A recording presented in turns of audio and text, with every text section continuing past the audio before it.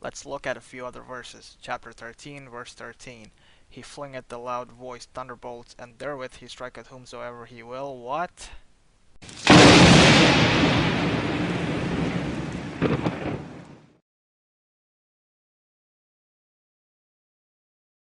Chapter 39, verse 52. Know they not that Allah enlarges the provisions or restricts it for any He pleases. Chapter 42, verse 12. He enlarges and restricts the sustenance to whom He will. I'm guessing the starving children around the world are not among those whom God is pleased with, right? Let's move on. Chapter 5, verse 13. We cursed them and made their hearts grow hard. Chapter 5, verse 14. We estranged them with enmity and hatred between the one and the other to the day of the judgment. 5:13 is talking about the Jews, and 5:14 is talking about the Christians. God made Jewish hearts grow hard, and He filled Christians with hatred and enmity till the last day. And then He will burn them all in hell. Good job there, God. Chapter 5, verse 64 says that God placed hatred and enmity among the Jews till the last day. Chapter 9, verse 77, so He has put as a consequence hypocrisy into their hearts. And this verse is probably talking about Jews, and basically God has turned them into hypocrites. Okay, seriously, if any Muslim out there who has bothered to watch this video so far, just what the hell is Allah complaining about when He is the one who causes people to do what they're accused of? I mean, God has made them close-minded, hateful, hypocritical, and enemies of each other, and they're still expected to follow God out of their own free will. Come on, seriously. Here's a really interesting one. Chapter 6, verse 112. Likewise did we make for every messenger and enemy evil ones, men and jinns. So God is the one who makes the enemies for the prophets? So all those people who rejected and wanted to kill Muhammad, it was Allah who made them do that? Chapter 7, verse 27. We made the evil ones friends to those without faith. Chapter 19, verse 83. Seest thou not that we have set the evil ones on against the unbelievers to incite them with fury? So He made them our friends, and then He uses them to make us angry. Okay, and Allah is still not done with us. Chapter 43, verses 36 and 37 say that if anyone refuses to remember Allah, He will set an evil one to be your best friend, and he will lead you on the wrong path, but you're going to think that you are being guided on the right path. Let's look at a few other verses. Chapter 2, verses 6 to 7. As to those who reject faith, it is the same to them whether thou warn them or do not warn them. They will not believe. Allah has set a seal on their hearts and on their hearing, and on their eyes is a veil. Great is the penalty they incur. Now there are two problems with this. First of all, somebody needs to inform Allah that the heart has nothing to do with one's ability to reason. The other problem is that, well, it should be very obvious by now. Chapter 4, verse 155 says that God has sealed the hearts of the Jews for their blasphemy. Chapter 9, verse 87, they prefer to be with the women who remain behind. Their hearts are sealed, and so they understand not. In context, it seems like it is referring to Muslims who refuse to go fight in a battle by saying they want to be home with their women. And the reason for this is that Allah has sealed their hearts, and so they don't understand what they're missing. But that doesn't seem to stop Allah from whining again and again. Chapter 17, verses 45 and 46 say that when you recite the Quran, Allah puts an invisible veil between you and the Kafirs, and then He seals their hearts yet again. Chapter 36, verses 8 to 10. We have put yokes round their necks right up to their chins so that their heads are forced up, and we have put a bar in front of them and a bar behind them, and further we have covered them up, so that they cannot see. The same is it to them whether thou admonish them, or thou do not admonish them. They will not believe. Somebody needs to tell Allah that closing our minds is not the way to go if He wants us to believe in Him. Chapter 63, verse 3. That is because they believed, then they rejected faith, so a seal was set on their hearts, therefore they understand not. So a person who once believed in Allah, but later rejected Him gets a seal on his heart, and because of the seal he cannot understand. Well, I believed in Allah once, I don't anymore, and now I have no chance of being on the right path because God won't let me. Let's look at some other verses. Chapter 24, verse 21. Were it not for the grace and mercy of Allah on you, not one of you would ever have been pure, but Allah does purify whom He pleases. So none of us are pure unless Allah purifies us? If that is the case, whose fault is it? Whose fault is it that Allah made us impure and that we can only attain purity if Allah wills it? Again, where is my free will? if I'm impure to start with. Chapter 4, verse 28. Allah does wish to lighten your difficulties, for man was created weak in flesh? Huh? To understand this verse, we need its context. It seems to me that it is talking about how men are not able to control their sexual desires, and the reason for it is the Quranic fact that Allah made us weak. Let's assume that being sexually active is a crime and a sin. Where exactly is my free will to stay away from sex if God has already made me weak and inclined to commit the heinous crime of sex? Then why the hell is he complaining again and again if this is the way he made me? Chapter 70, verse 19. Truly man was created very impatient, and this is just messed up. So God has pretty much done a lot to keep us away from him. You know, I'm starting to think that Allah actually wants to see people getting barbecued for all eternity. Oh wait, that is exactly right. Take a look.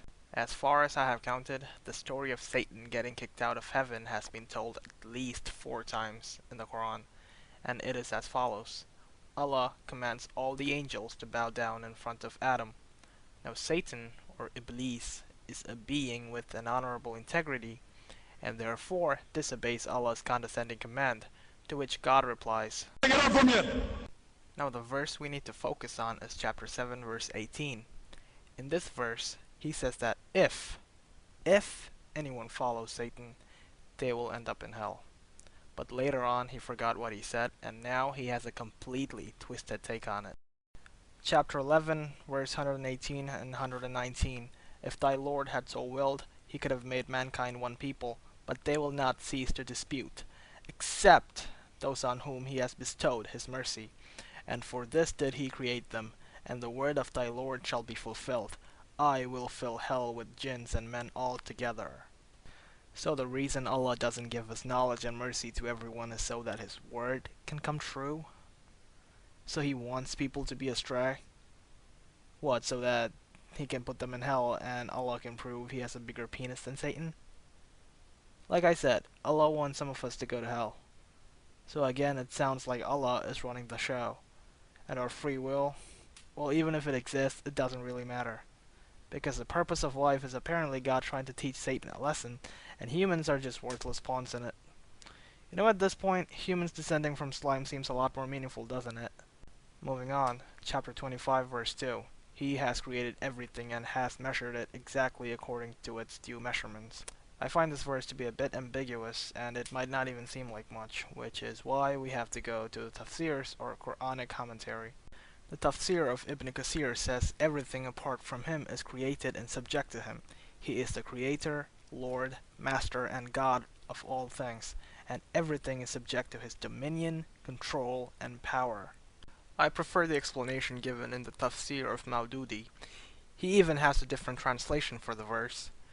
He translated as who created each and everything and then ordained its destiny. His commentary is as follows. There may be other translations of this also.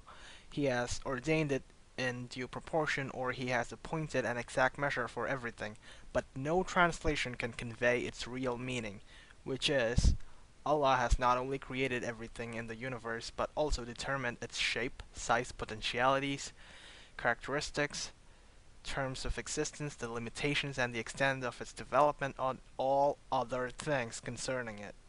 In other words, he predestined everything. Maududi then goes on to say, then he has created the means and provisions to enable it to function properly in its own separate sphere. This seems like an attempt to reconcile the verse with the concept of free will. However, it does a bad job, because if everything is controlled by Allah, then nothing can be in its own separate sphere. Even if it did, the separate sphere would also be under the control of Allah. Chapter 57, verse 22. No misfortune can happen on earth or in your souls, but is recorded in a decree before we bring it into existence. Chapter 64, verse 11. No kind of calamity can occur, except by the leave of Allah. So the earthquakes, tsunamis, poverty, starvation, all of these happen because of Allah? Again, Allah is simply running the entire show. But I'd like to focus on 57 verse 22, where it says, no misfortune can happen on earth or in your souls, but is recorded in a decree before we bring it into existence. Remember Sami Zaatari talking about a book that Allah uses? Islam teaches that God knew everything, and not only did he know what you're going to do and what everybody's going to do and everything that will happen, he also recorded this down in a book. And as I said, this often confuses people. Now, just because God knows what you're going to do before you do it does not equal him controlling you like a robot. Sami Zaatari likes to think that just because everything has been written down does not mean that we are under Allah's control. However, chapter 57 verse 22 gives us a different picture. It says that all the misfortunes have been recorded in a book, and Allah brings it into existence. That's the key part. This is like saying that He causes to happen whatever He has written in His book. If there are still Muslims who like to think that we do have a free will and we're not completely under Allah's control, wait till you see this. Now remember when I said Allah makes an evil one your best friend if you refuse to remember God? Well, here's the important part that I left out. Chapter 74 verse 56, but none will keep it in remembrance except as Allah wills. So if Allah doesn't will, you can't keep him in remembrance. If you can't keep him in remembrance, Allah sets an evil one to be your best friend. If Satan's your best friend, you end up in hell. Is Allah still supposed to be infinitely good? Because it seems like he's infinitely insane.